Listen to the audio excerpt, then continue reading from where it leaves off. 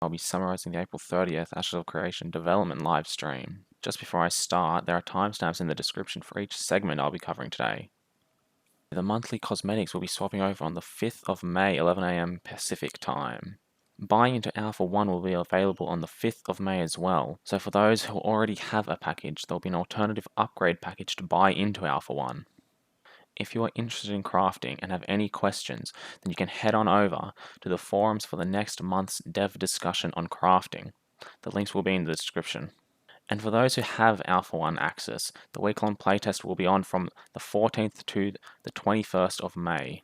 Moving on to the studio update now, they seem to be making progress on moving back into the studio. In their livestream, they mentioned that they were choosing furniture, and with their move back into the studio, they will be ramping up their hiring as well. At the beginning of the design segment, they showed us a short clip from the engineering team that has to do with buoyancy in the water. They also gave us a clip on how this buoyancy will look and how it will affect a small-sized ship.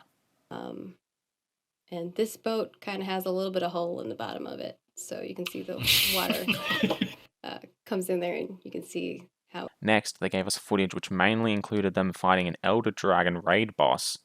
They also flew around to see some other dragons and a castle.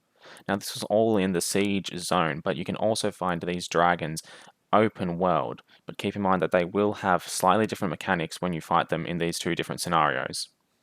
As for the mechanics of the raid boss, the Elder Dragon of the Wood has a poison breath,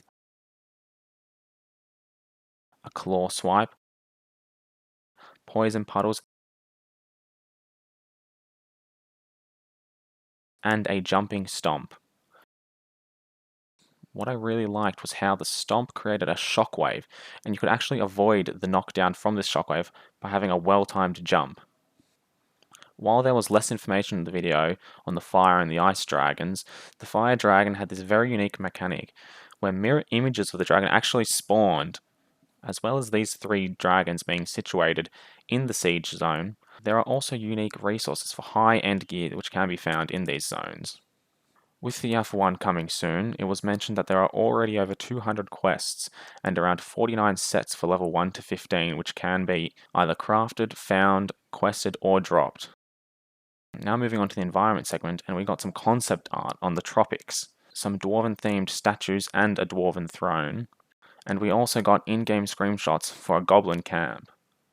It was in this environment segment that we saw the short video on boats.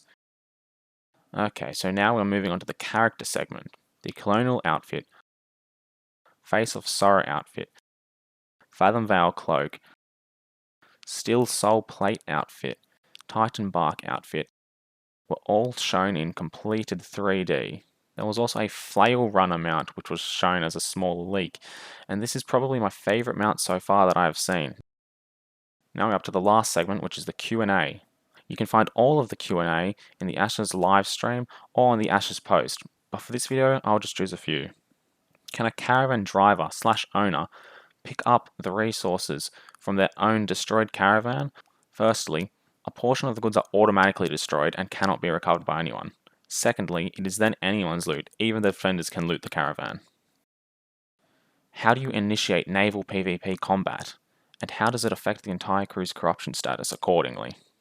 Weapon platforms will be on each ship. These platforms need an operator to function. When the operator initiates an attack on another ship, they can do so as a result of an event.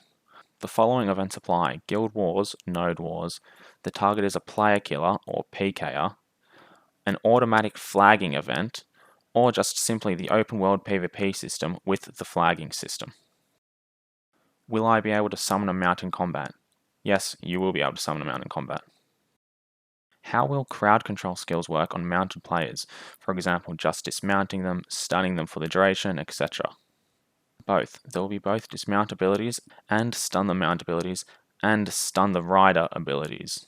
The mounts will be separate from the player, different stat pool. This includes HP and all those kinds of stats. If you want to register for Ashes of Creation and support me, it's both free and down below with the rest of the links in the description.